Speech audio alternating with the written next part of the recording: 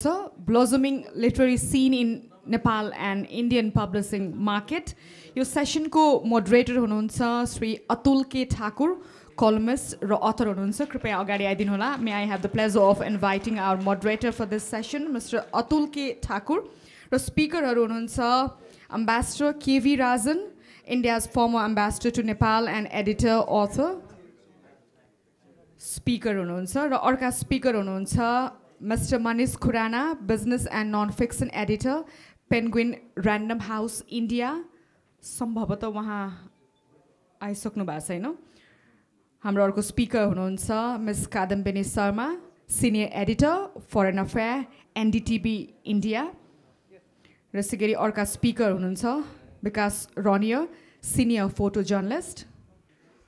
र यो सेसनका अर्का वक्ता हुनुहुन्छ सन्दीप राणाज्यू, समाजसेवी तथा युवा नेता पनि हुनुहुन्छ. अबको session blossoming literary scene in Nepal and Indian publishing market. अघि नै भने जस्तै कला र साहित्यको सिमाना हुँदैन, यसलाई देशहरूले भत्काउन सक्दैन, यो अझै बृहत्तर हुनुपर्छ भनेर मन्त्रीज्यूहरूले पनि आफ्नो मन्तव्यका क्रममा दिइसक्नुभयो. नेपाल भारतको साहित्यलाई एक आपसका टेवाका रूपमा, संस्कृतिका रूपमा र एसेटका रूपमा कसरी अगाडि लिएर जाने भन्नेमै यो सत्र केन्द्रित हुनेछ. And today I have a repent that I can't speak Nepali fluently, though I understand it fully, because it was wishful that I could have conducted this session in Nepali only. But anyway, language should not be a barrier when we have such a galaxy of stars who are joining here as the speakers. So because we are running behind the schedule, so without further ado, I would like to invite our first speaker, Ms. Kadambini Sharma, who is the Foreign Affairs Editor at NDTV, to kindly present her views on the dual theme. Kadambini ji, how about you?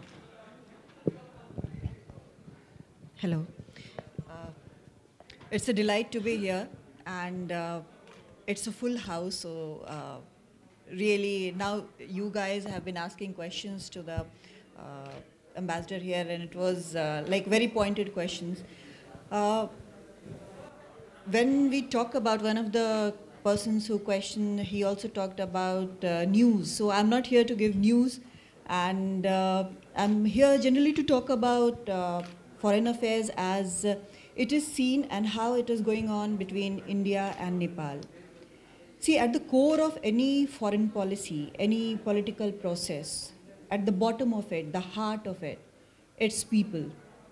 When we talk about diplomats, when we talk about the decisions taken by politicians, when we talk about the processes, it's basically, it boils down to the people, the well-being of people. Recently, we have seen news about Nepal in Indian newspapers and channels, and this news, we usually say no news is a good news. So the news was something of a disturbing sort. It was about boundary dispute, it was about some statements. But these have been coming for some time. There was also a long-standing economic blockade which created so much distress. That is also there. So these things have been happening for a long time. Things go back. But what supersedes is our socio-cultural relation. I would like you to focus on that part. Which part, sorry? I have a socio-cultural relation between two countries. Coming to that. Yeah. So basically, these things have happened, and in spite of that, there is a feeling of sense of belonging between the two people. It doesn't go away. Lots of bitterness, but it doesn't go away. Recently, the defense minister has said that whatever has happened, some people are trying to create an issue between India and Nepal, but we'll accept it with bowed heads.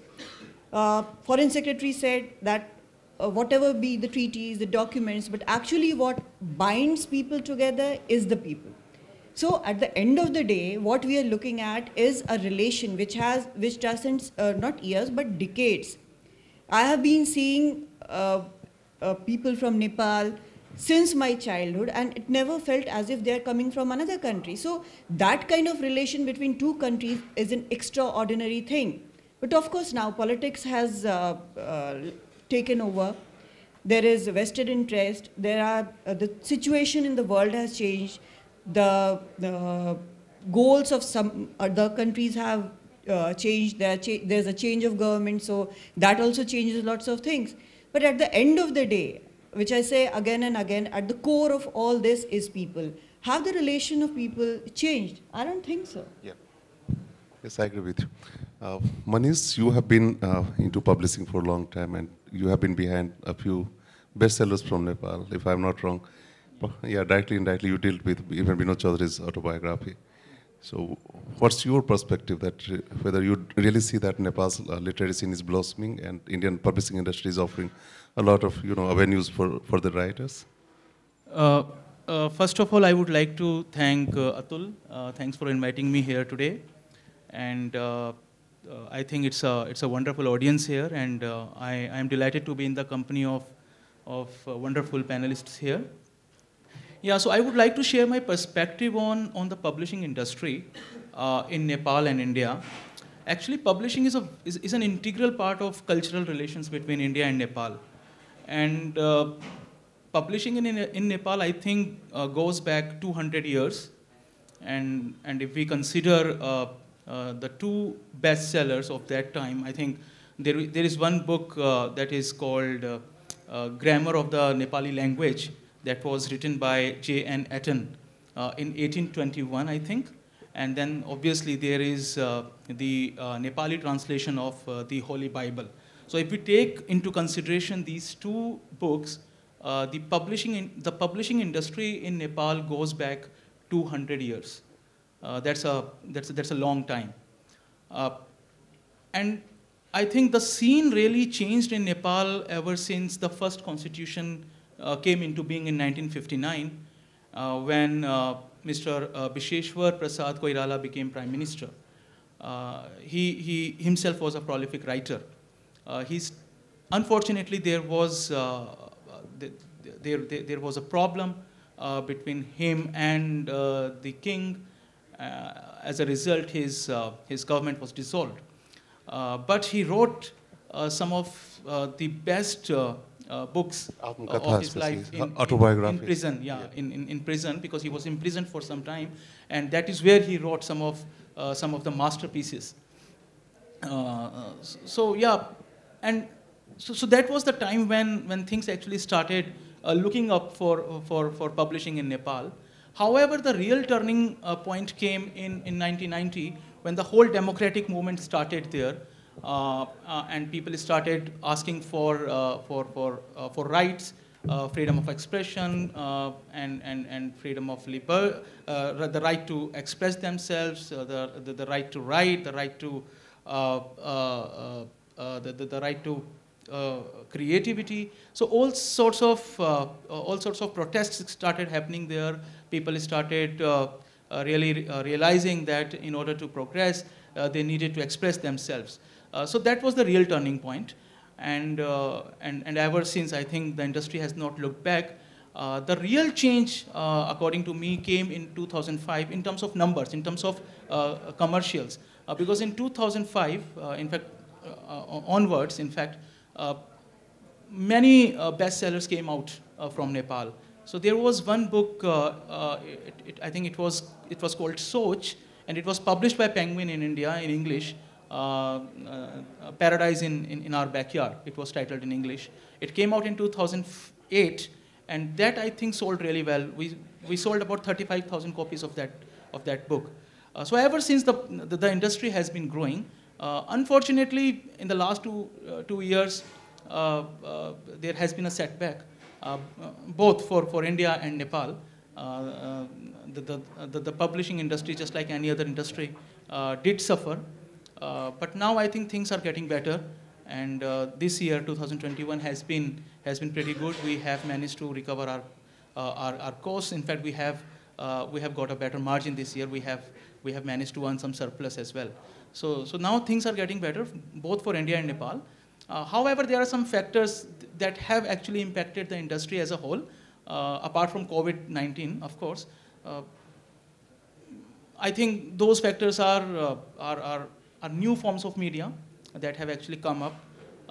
For example, Netflix, Amazon, YouTube, among others, have actually contributed to I won't say downfall, but they have actually adversely affected the industry. So people basically now spend more time watching Netflix or Amazon than reading books. That's another dimension of publishing, but see, most of the bestseller authors from Nepal have been published in India only, starting from Manjushri Thapa, Samrat Upadhyay, Greater Rana, Indra Bahadur Ray, my good friend Prashant Jha, then many others, recently Ambassador Ranjit Ray, Vinod Chaudhary. Absolutely. So many, list is very long. So are you open to receive more and more manuscripts from Nepal? Absolutely, I'm Because quite open. For your information, Manish is a business and non-fiction editor at Penguin Random House India. So if you are writing something, he's the person who can be consulted. Yeah, absolutely. I'll be pleased to Yes. to consider Like a big assurance. new proposals. Yes. In fact, I'm always looking for some good books. Yes. Because ultimately we have to build a good list. Yes. We haven't published recently a lot on Indo-Nepal relations, but the one that you just talked about, Ambassador Ranjit Ray's book, has done really well. Commercially. Yeah, yes. commercially also, and in terms of prestige also, that that it has brought us. I think on both those parameters, the book has done really well. A different book, autobiography of Manisha Koirala, Healed, that has also. And of course, done Sudhir really well. Sharma's book, The Nepal Nexus. Yeah, he that has published also done. And Vinod Chaudhary's book, yes. I think that continues to sell. So these are some of the best Success sellers that we stories. have produced. Yeah. Okay, thank Success you. Stories. I will come back to you once again before for getting the supreme words of wisdom from Ambassador K.P. Rajan, who is a legendary person when it comes to India-Nepal relations, and I have privilege of working with him for India-Nepal Center at PhDCCI. Sir, would like to know your perspective on the theme, particularly on socio-cultural relations between two countries. Thank you very much, Atul. I continue to be struck by the fact that for two countries who are so close to each other and who have such a unique relationship, so little is known about Nepal in India. I think, as far as maybe I'm wrong, but I get the feeling that in India, the knowledge about Nepal is oversimplified, overgeneralized, overpoliticized, and quite superficial by and large.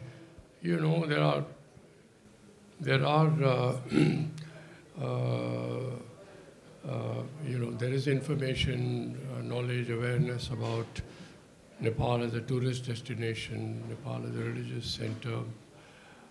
But the fact that Nepal today is a completely different country on the move. It's bubbling with energy, young people are full of ideas, women are so active, the non-governmental bodies are doing such excellent work.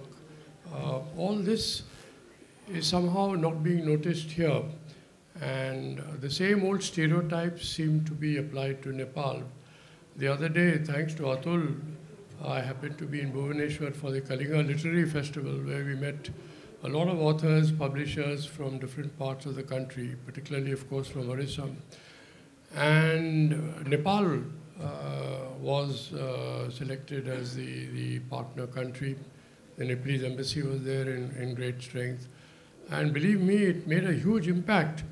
And I stayed on till the end of the festival, and a number of very senior literary figures from Odisha, in fact, we're beginning to think of a kind of a literary partnership between Odisha and Nepal.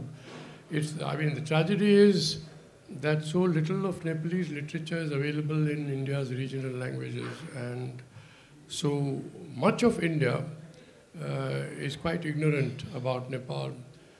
So I would really hope that particularly now, with the post-COVID situation staring at us, a completely unpredictable new regional order evolving, and unfortunately politics being the same as it has been in both countries and in terms of interactions with each other.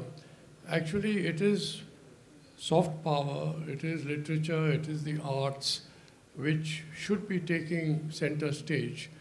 And I don't think we need to depend upon government support for this, because that itself would be counterproductive probably.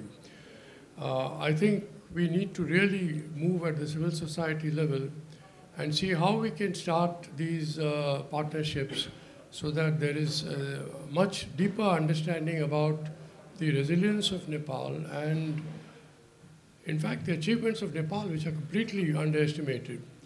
And I'm sure that the India-Nepal Center and many other think tanks and NGOs, regional bodies, the state governments would be very much interested, because by and large they have been left out. It has been very much a Delhi-Kathmandu kind of relationship. I would very much like more Nepalese books to be translated into Indian languages, and India-Nepal figures interested in literature, jointly participating in and sharing ideas in the kind of discussion that we are having together, but on a much bigger scale. So let us really look ahead to a different kind of a relationship, different opportunities. We have to worry about how we can salvage South Asia, even if SAARC is in the ICU, as we were discussing the other day in another forum. SAARC may be in the ICU, but why put all our eggs in the SAARC basket? South Asia is full of life, full of energy, full of possibilities. The whole world will be turning to South Asia, and Nepal is waiting really to be discovered in India. I think it is just take it for granted. So I think there are very exciting times ahead. Let us think creatively, and let us particularly bring in more and more younger people into our discussion. Thank you. Thank you very much sir. Sandeep ji, बहुत खुशी हो रही है आपको स्वागत करते हुए यहाँ पे. आपका काम बहुत ही अनुकरणीय है विभिन्न क्षेत्रों में, राजनीतिक, सामाजिक और सांस्कृतिक क्षेत्रों में भी. उसी तरह बीपी कोयला अंतर्राष्ट्रीय प्रतिष्ठान के माध्यम से आपने बहुत काम किया है दोनों देशों के संबंध को प्रगाढ़ बनाने के लिए. आपका विचार जानना चाहूँगा कि जो नेपाल है एक एस्पिरेशनल सोसाइटी है, जैसे इंडिया भी है, and it's mostly driven by the youth, youth aspiration. तो थोड़ा सा यदि आप यहाँ बताना चाहेंगे कि सांस्कृतिक रूप से क्या महत्व है दोनों देशों का. देखिए, थैंक यू अतुल जी. मैं ऐसे मंच में बैठा हूँ जहाँ पे मैं बोलूँ तो ऐसा लगेगा कि मैं सूरज के सामने दिया जलाने के प्रयास कर रहा हूँ कि एम्बेसडर राजन सर यही है, कादम्बिनी मैम यही हैं. बट मैं अभी जिस तरह से नेपाल और भारत के संबंध है, खाली सिर्फ पॉलिटिकल पर्सपेक्टिव से देखा जाता है और देखा जा रहा है, और कहीं ना कहीं दोनों देश का पॉलिटिशियंस, बुद्धिजीवी वर्ग, व्यापारी जो भी है, सिर्फ इसी चश्मा से देखते जा रहे हैं पिछले 4, 5, 10 साल के आसपास. तो इससे कई सारे अननेसेसरी चीज़ें भी बाहर आती है जो हम दोनों देश के बीच में मंच में कहना पड़ता है कि दोनों एक ही परिवार के हैं, तो बीच में कभी कभार खटास आ जाती है. एक्चुअल में नेपाल और भारत का रिलेशन जियो पॉलिटिकल न होकर एक जियो कल्चर, जो मैं समझता हूँ. अभी जो हम एम्बेसडर साहब ने भी बोला कि अभी काठमांडू टू दिल्ली का जो रिलेशंस का बात कर रहे हैं, और हम हर मंच में, हर प्रोग्राम में ये बोलते हैं कि जनस्तर का संबंध. सही बात है, ओपन बॉर्डर है, पासपोर्ट्स का ज़रूरत नहीं है. डेली हजारों लोग इधर जा रहे हैं, हजारों लोग उधर से इधर आ रहे हैं. तो इस संबंध को जन स्तर का ही संबंध कहा जाता है. बट नेपाल और भारत के संबंध की जब बात करते तो हम दिल्ली और काठमांडू में सीमित होते हैं, तो उससे हमें बाहर निकलना पड़ेगा. और ये जो किताब यात्रा के माध्यम से साहित्य का जो अभी नया शुरुआत हुई है, इस शुरुआत को हमें बहुत ही सही तरीके से सदुपयोग करके आगे ले जाना चाहिए. चाहे ये पब्लिशिंग की बात है, चाहे एक दूसरे का कल्चर का आदान प्रदान का बात है, चाहे ये एक बिजनेस पर्सपेक्टिव से हो, सभी चीज़ से आगे जाना होगा और सभी आयाम को एक साहित्य के अंदर उकेरने की भी ज़रूरत है। और सिर्फ दिल्ली टू काठमांडू न होकर, सिर्फ नेपाली और हिंदी में सीमित न होकर कई सारे लैंग्वेजेस है। हम नेपाल और भारत मिलकर एक मैथिली कल्चर का सम्मेलन कर सकते हैं, नेपाल और भारत मिलकर भोजपुरी कल्चर का एक सम्मेलन कर सकते हैं, फार वेस्ट नेपाल जो सुदूर पश्चिम नेपाल और उत्तराखंड को मिलकर एक पहाड़ी देवड़ा के साथ एक कल्चर का सम्मेलन कर सकते हैं। नेपाल के काठमांडू का लिटरेचर और सिक्किम, दार्जिलिंग, आसाम एंड मणिपुर, इन सब का एक बृहद नेपाली उसका एक सम्मेलन कर सकते हैं। इस तरह से जिस तरह से हम जनस्तर के बात कर रहे हैं, ऐसे ही साहित्य में भी हम दिल्ली और काठमांडू से बाहर निकलकर, जैसे सर ने कहा, ऐसे हमें क्षेत्रीय लेवल में भी जाना होगा, क्योंकि हमारा कई सारे भाषा, संस्कृति और अपना जो कुल देवता है एक जैसे है, तो बहुत आसान है इसको आगे इसी तरह से आगे बढ़ाना चाहिए, मुझे ऐसा लगता है। धन्यवाद संदीप जी। बिल्कुल जितने पॉइंट्स आपने शेयर किए हैं उससे बहुत सीरियसली मैंने नोट किया है। इंडिया नेपाल सेंटर आप जानते हैं कि इकोनॉमिक डिप्लोमेसी के लिए काम करते हैं, कोऑपरेशन के लिए काम करते हैं, लेकिन सोशियो कल्चरल मैटर्स भी बहुत ही इंपॉर्टेंट है। हम इसे पूरी तरह से हम इस पे काम करने जा रहे हैं, जिसे सब रीजनल कोऑपरेशन कहते हैं। हम जनकपुर में एक हो सकता है मैथिली पे हम कर लें, इसी तरीके से लुम्बिनी में एक हम कर सकते हैं। तो ये निश्चित रूप से किताब यात्रा को भी सहयोग मिलेगा और हम भी करेंगे अपने तरीके से इस पर। Bikash ji has been a senior journalist in Nepal for years. We have been knowing each other in Kantipur. he has done remarkably well. Because fortunately you were in Delhi, and so nice to see you here. Could you please share your perspective? Namaste. Good afternoon, everybody. I'm really very happy to be here, especially because I work in pictures, not in words. But still, most of the books will have pictures in cover. So you have to start with pictures and then enter words.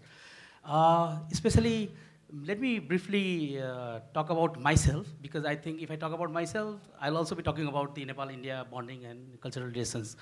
I am half Indian because my mother is from Garhwa. It's in Jharkhand now, before it used to be in Bihar. So in so many interesting ways, I studied law, but I chose photography and I pursued photojournalism. So I was based in Kathmandu, but I was getting work from Panchajanya Weekly, India Today, Outlook. And for them, India Today used to feel easier to assign me to go to Bihar rather than sending photographer from Delhi. So I did a lot of work for Outlook and India Today. And especially, another I want to highlight is our son studied in MIT College, from where he recently got graduated just 4 days ago. So there's an educational and relationship, cultural relationship. And also, I want to add that recently I left Kantipur 8 years ago, and I'm involved in a family business of logistics and transportation, and we work in Nepal-India border. So interestingly, I live in Biratnagar. I stay in Biratnagar, but I have to go Jogbani whole throughout the day. I'm in Jogbani, and then I come back to Biratnagar. So I can, I'm an example. I can say that, how strong the Nepal-India ties are. But at the same time, I'd like to highlight, maybe in a literature scene or in journalism also, because our background in journalism, I have a couple of complaints to make, which I will speak at the end, because Kadambini is here. So I'll talk briefly about the Indian television, how we perceive in Nepal. But then talking about the literature scene, why can't we focus in exchange between the writers and authors, and also like you see, in Nepal, when we study English, we have to study Shakespeare, Macbeth, Shakespeare stories. How about maybe changing the curriculums and including Indian stories in Nepali curriculum? Like maybe let us read about Laila Majnu or Hir Raja. And similarly, maybe in Indian curriculums, we can start translate Munamadan in Hindi or in Indian regional language. And maybe let the Indians get more access to the Nepali literature by including it in curriculum. So maybe rather than Indian students studying Macbeth, why don't they read Munamadan or Lakshmi Prasad Devkora's story here? So in that way also, I think we have to be creative and think of more new avenues how we can start to create more innovative ways to strengthen our bonding. But at the same time, I think we have to be really careful with the media, I think. And here I would be specific because I will be really open, and I want to say, and I have to compliment. NDTV is the only television channel I watch in Kathmandu for news. And but there are other channels, and I must say, I do watch them, but for entertainment, not for news. Especially Arnabji, Not bad. and Arnab Goswamiji and GTV, G News and other channels. But I have to tell you, but this is a dangerous sign because I think a lot of anti-Indian sentiments is being increased the way the Indian television medias are covering the news. Because it's not even 10% truth. 90% is fabricated fiction. So I think what I request is, let Karan Johar entertain us, not Arnab Goswami. But because the Thank you. filtration has to be in the mind, Yeah. So you can't blame everything on the channels. Anyway, it's a good. So Kadambini, if you have got a question to answer. Actually, Bikas ji, you were right. You're right about that. I remember there was a blockade of Indian news channels some time back, and of course we Even were. recently. Yeah. So we were watching, and it was. I hate to admit it, but it was a shameful episode which was going on, and I think it was right to block the channels like that. Of course, at NDTV we have much more responsible journalism. We fact check, and we don't run stories like that, and we don't speculate. And as you said, let Karan Johar entertain and news channels be news channels. I wish I had that kind of power where I could direct all the news channels, but I don't.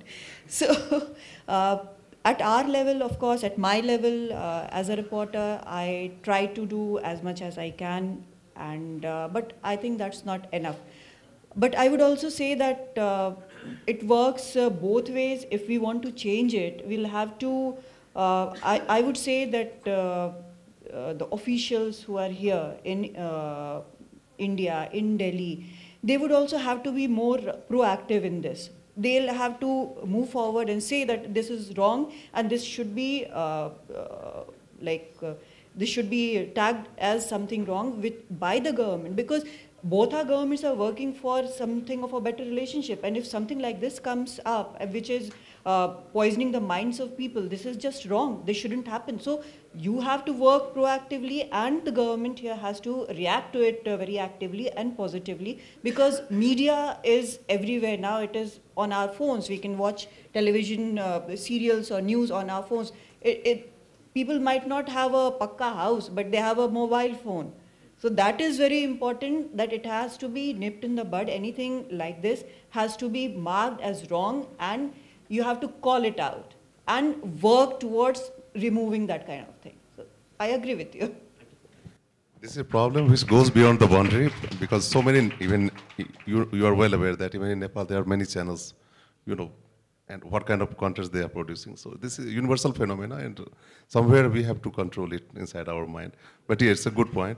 Manish, Indian publishing industry was almost $2 billion a year business before pandemic hit it. So going forward, how do you think that how it's going to keep its edge in South Asia, and how Nepal will be promoted as a hope in South Asia? Yeah, so the last 2 years obviously were not good for the industry. This year we have recovered.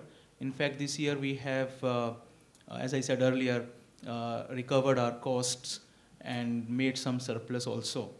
So I think going forward, we will only improve from here, provided another wave of COVID doesn't strike us. And obviously, there is also a changing trend. Like people are getting more inclined towards online. So we are seeing an increase there.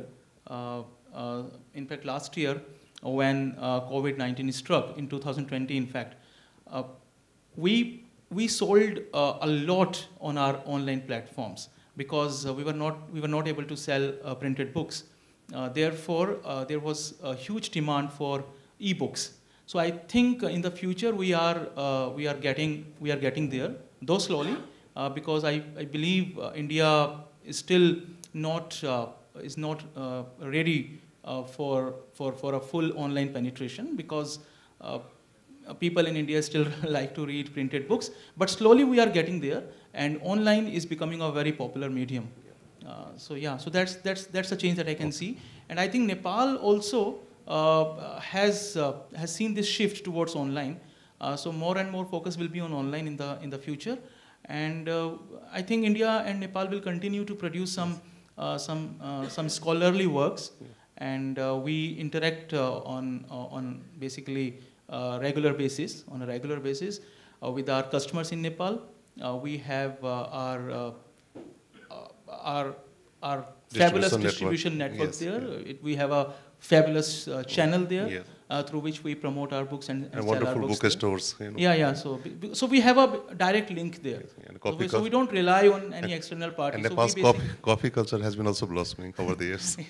That's unfortunate. No, not unfortunate. Coffee culture. You meant coffee culture. I thought with the you were coffee saying you can coffee read the culture. books. No, coffee culture. I thought you were talking about piracy. No, not coffee culture.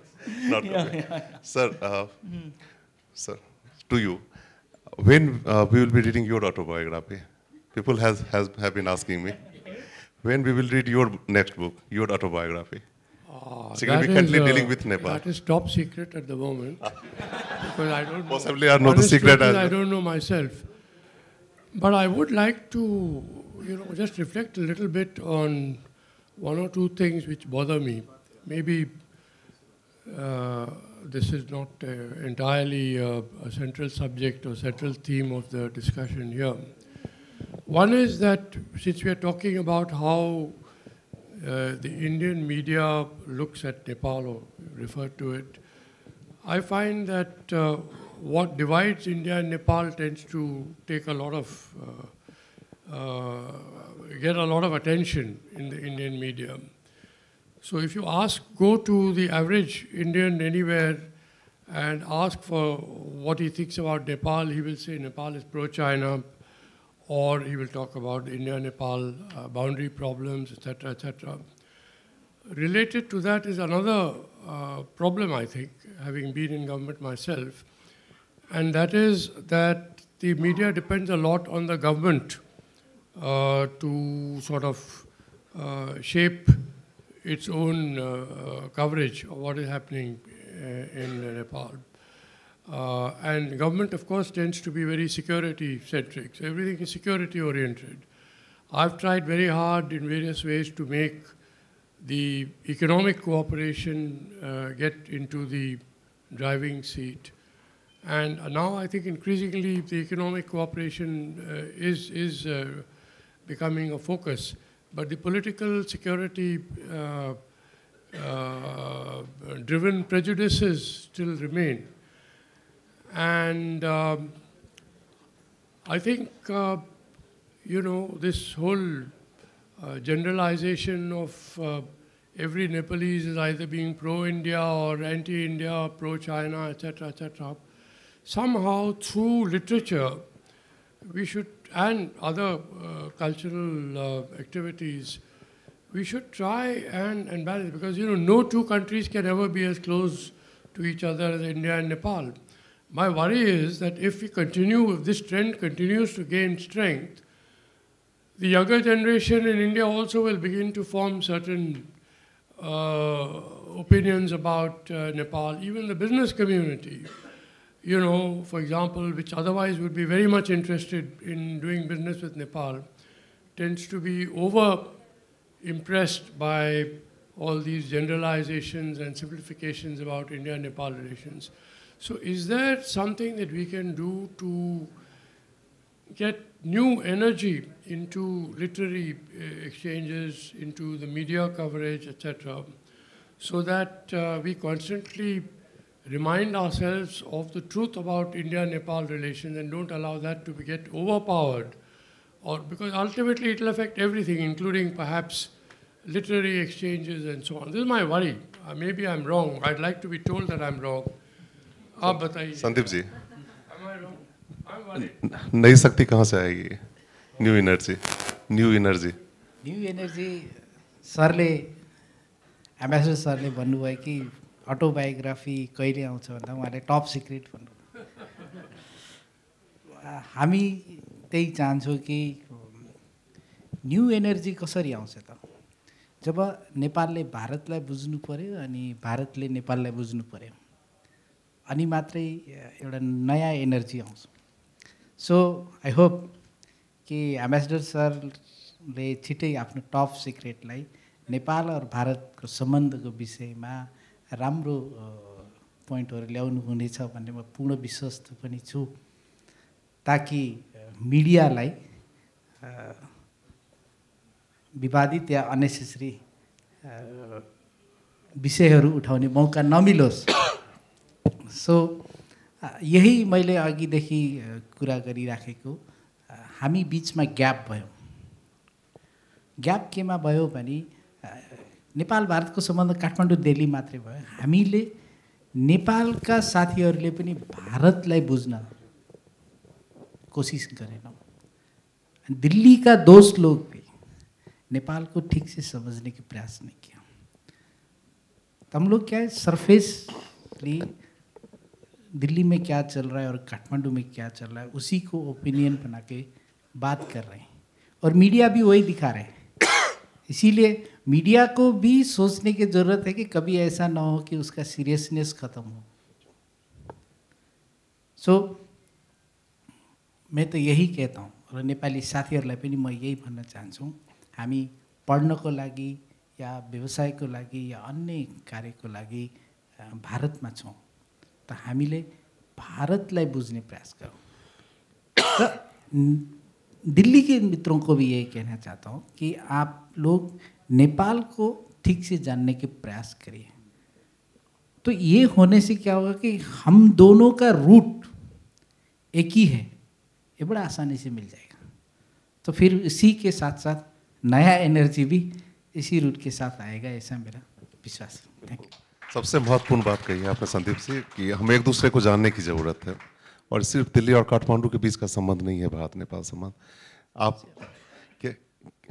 एक नए narrative के बारे में बताएं जो people to people connect को और ज़्यादा स्ट्रॉन्ग करेगा आगे. Right. I think it's really important to be innovative to strengthen the bonding between Nepal and India because I think we have to highlight those which bonds us together and let us not highlight which divides us. So I think it's unnecessarily, not only Indian media, but I also blame certain section of Nepalese media also trying to inculcate anti-Indian feelings among Nepalis. That is there. So I think this China factor is overplayed. This is overplayed unnecessarily. So I think even the both people and the responsible people in the both side of the border really have to deal. We have to do our jobs first. Yeah, we have to do our job objectively and professionally, yes. and things will be sorted out. Yes. I'm sure. Thank you, Bikas. Before I will open up the floor, I would like to congratulate the Kitab Jatra team, Rishi Adhikari, who has been doing fabulous job. And I have privilege of knowing him for many years when he was a young student in Delhi. Now an established business person with focus on literature. Thank you, Rishi, for hosting us. If you have any questions. This is my topic. So, because I saw you and all of the people and publications and television and our former ambassador and then our young leader and then the journalist, half Indian, half Nepali. That's very good combinations. So, I would like to say that what is the new, what can bring that change in that relationship. Yes, Nepal is not that old Nepal, new Nepal. Already that Saur also said. The many young generations, they are there. And why I am telling the new Nepal is that there are only one thing can connect the Nepal and India and is viable.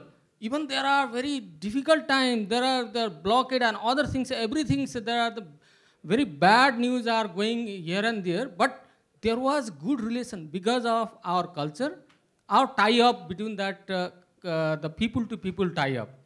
And that is more important. So I have that 2-3 suggestions how you are taking. First suggestion for the NDTV. And here I saw that in Melamchi, one example I am giving, in Melamchi there was one very big flood came. And 2 of the media of India said that China ने खोल दिया, Nepal खत्म हो गया, अब India भी खत्म हो जाएगा.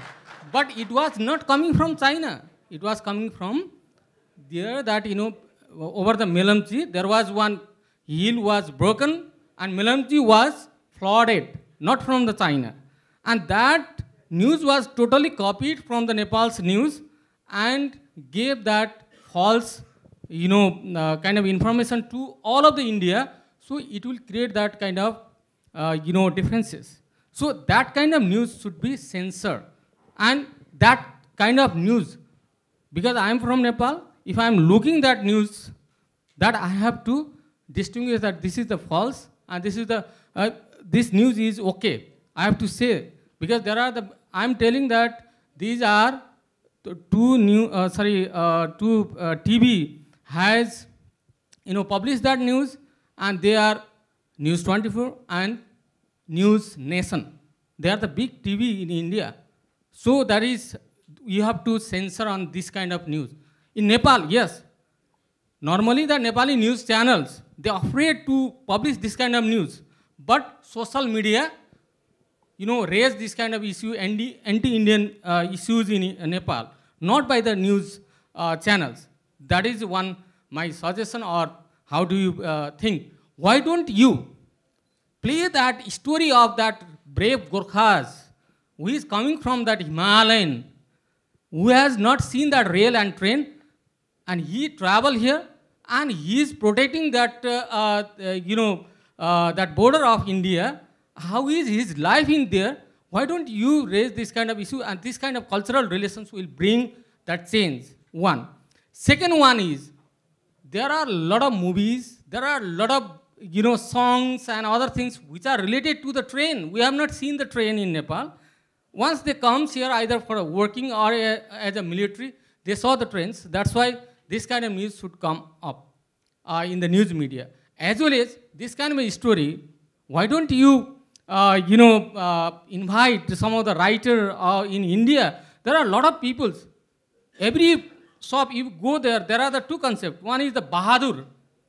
The word Bahadur, many people, many Nepalese people, either he is from the Brahmin family. Bahadur is the middle name of the Kshatri in Nepal. But many of the Brahmin people who are working here in the Delhi, in many places, either in the Koti or as a labor, or they feel that they are proud because this is the Bahadur. But how they pronounce Bahadur? I say that this is wrong. Bahadur and Bahadur is wrong.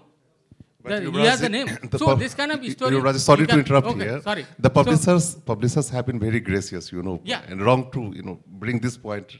See, first of all, India has a huge media scene. It is like literally uncontrollable. No one can control everything, and it should not be controlled. I would say the more churn you see, the better product will come up. Now you're saying that one channel, you're talking about my channel, it shows this story. This is a better story. You said you watch any TV. So you have come up with something which you find acceptable and closest to the truth. But of course, social media cannot be regulated in any manner. You are talking about that someone has picked up a story from Nepalese media. So that is the level of trust. We think that because Nepalese media is showing it, so it must be true. If 4 channels are showing it there, 2 newspapers are printing it, then it must be true. So some channels do carry it. One drawback is that we do not have correspondents in Nepal. We don't have that kind of access to whatever is happening there. And as a matter of fact, economically, TV is a very expensive business. And nowadays, after Corona, it has become even more so. So it is not possible for us to have a correspondent in Nepal all the time. If there is something big like earthquake happened, we had reporters there. So we most of the times rely on the Nepalese media. When they come out with something, we do pick it up. So first port of, let's say, correction would be Nepalese media. Of course, Second would be more interaction. Sir, you also had said that you're concerned about certain things. Of course, because I think we have fallen into the trap of that lazy relationship. In the sense, hai, matlab, we are so close that we don't see each other. I think that is one of the problems which we have to address. And you are new blood. Why don't you come up with it? There are complaints. Of course, I understand there are complaints. There are valid complaints. But why do we look at it, everything, in the prism of complaint? We shouldn't have that. You also have to say that you have such a big opportunity. Why only India? Through India, you are studying in India. You have access to big universities. The world is open to you. When I came to Delhi, I came from a very small town in Bihar. I came to Delhi, I did not know that, I didn't have the knowledge that I can get anything from the government, whether the government can help me.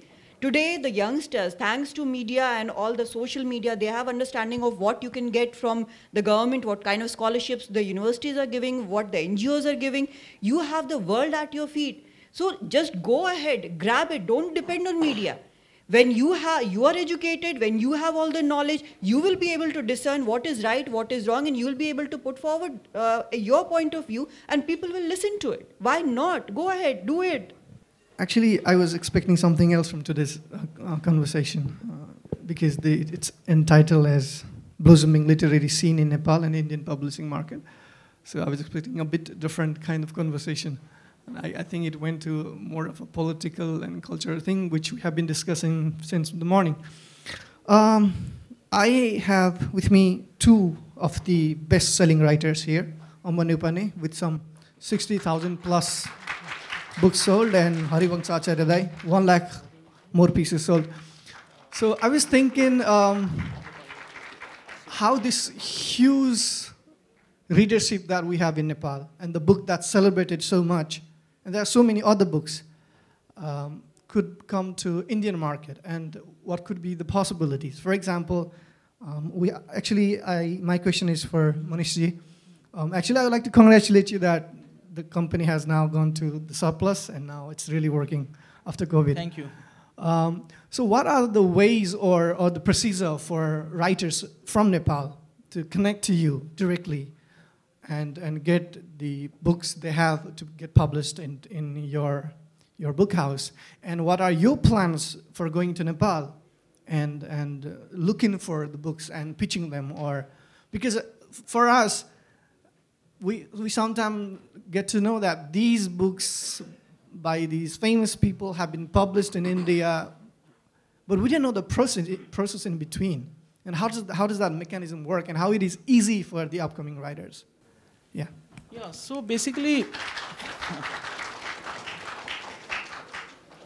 yeah, so it's a very good question. Actually, the process is such that any budding or established author has to submit a proposal. So basically, you can visit our website. We have a portal. So you can visit our website. You can submit your request there.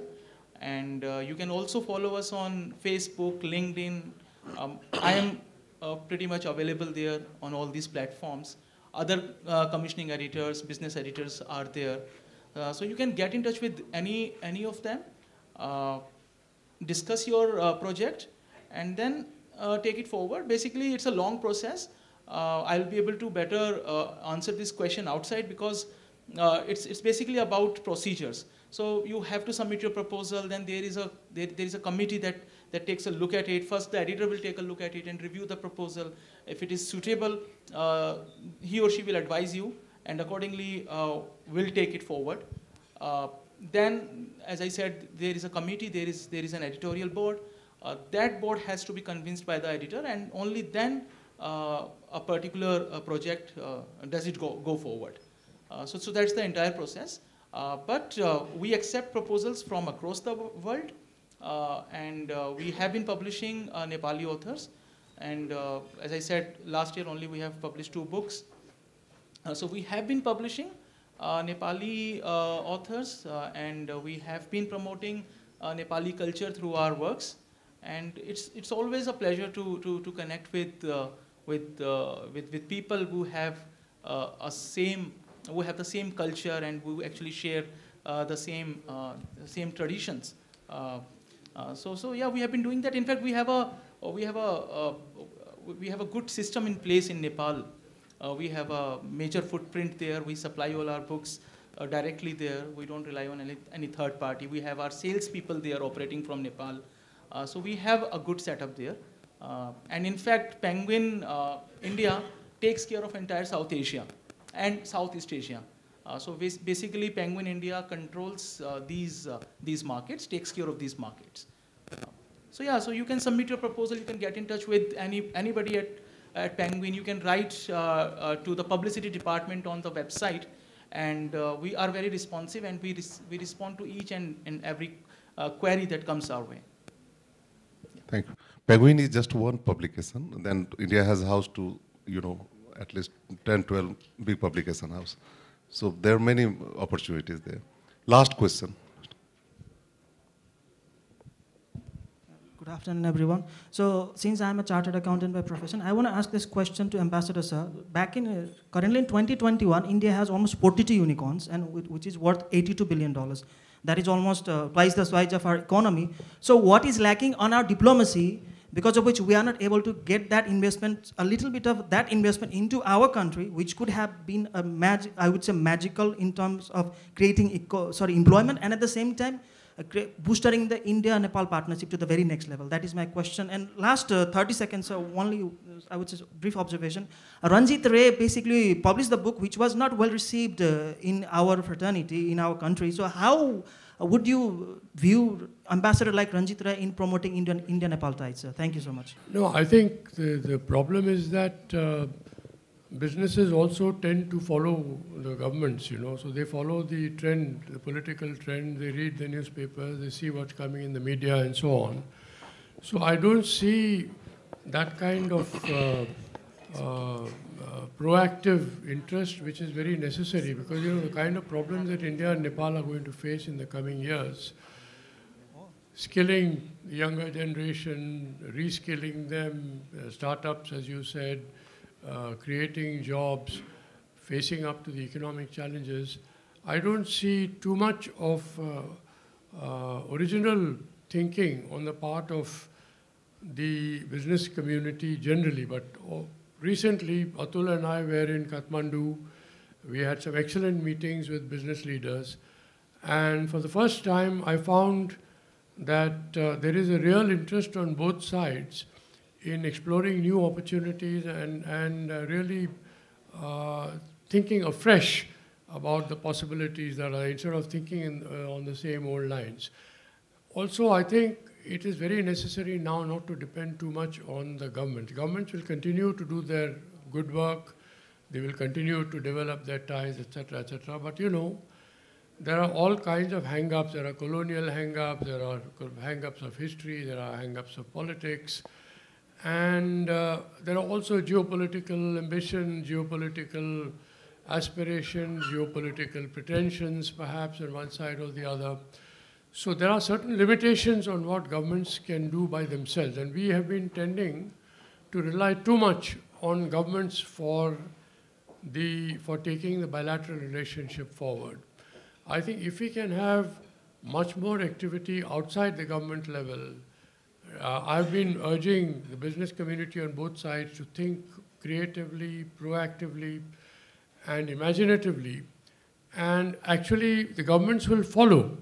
Instead of letting the governments lead and show the path, we should create public opinion. And that's where I think literary partnerships, artistic, cultural interactions can be very important if they are really sustained in a particular way. I think the governments will follow. And in my own experience when I was ambassador there, when we found that we were stuck on certain things, we would encourage the business community to come up with ideas and jointly propose them to the two governments. And then the government would say, well, we thought that this was not possible, but since the business community thinks it's possible, let us do it.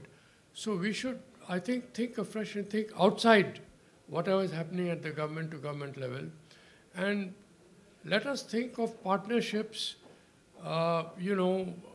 particularly literature partnerships, young authors coming together, student exchanges on a much bigger scale. But let us also make sure that whatever happens, this should not happen in isolation.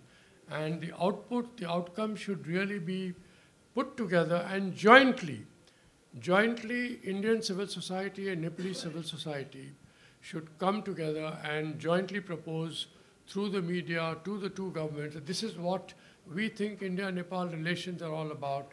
This is what we would like to take India-Nepal relations to. Otherwise, there is a real danger that we'll be stuck, we'll be paralyzed because of certain political atmospherics which are sort of accumulating on both sides, not because of any ill will or deliberate intention, but it happens. And we have to realize that India-Nepal relations are too rich, too ancient, too powerful by themselves to be controlled simply by, the political vicissitudes which might be taking place in both countries. So I think we should just be much more proactive and have many more gatherings like this and jointly, publicly suggest what should be the way forward for India-Nepal relations. So, brief comment only for you regarding Ranjit Ray's book, which is not well received in our country. Just 30 seconds comment. What do you think will happen if the ambassador like Ranjit Ray is publishing books, which is only, I would say, focusing on micromanaging, sometimes to some extent deciding who would be the IGP in Nepal? It's a very deeply so personal just 30 question. second comments. It's a very really deep personal question. But second part of his question is, second part of his question is how different will be your book? That you can please answer briefly, just in a minute. How different will be my book? Yes. That is a leading question.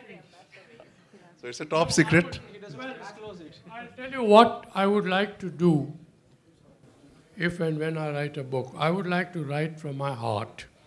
And I would like to speak the truth, the whole truth, and nothing but the truth, even if it hurts some people on either side. Because unless we speak the truth, there's really no hope, because we are fooling ourselves about, what the real nature of the India-Nepal relationship is, what is the real potential for the future, and what is the need for future generations. We have to think about young people in both countries. If we continue to be in this trap that we have created for many decades now, it has happened since British India times. I know it for a fact that the British Indian government used to feed certain ideas into a Nepalese politician, Mr. Krishna Prasad Bhattara, used to tell me how the initial attitudes towards India were really fostered because the British Indian representatives used to tell Nepalese leaders, look, you can trust us, but you can't trust these Indians and so on. And that somehow got ingrained in the consciousness. And then mistakes were made on one side or the other or on both sides, which have somehow complicated that initial historical backlog. Now we are in the astonishing situation where the two governments are waving British, East India Company maps or British India government maps dating back to 19th century, when we have an open border which stretches over 1,700 kilometers, where houses straddle both sides of the border, where people don't even think about whether they are Indian or Nepalese. That is the kind of relationship we have. But we have this political sort of legacy which is going to ultimately create problems. And whenever I write a book, I will try to address some of these issues and say enough is enough. We have to now think afresh, we have to start, and we have to learn from whatever has happened in the past, not live in the past.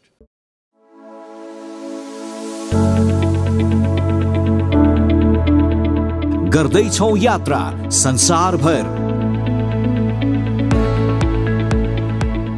जोडिँदै संस्कार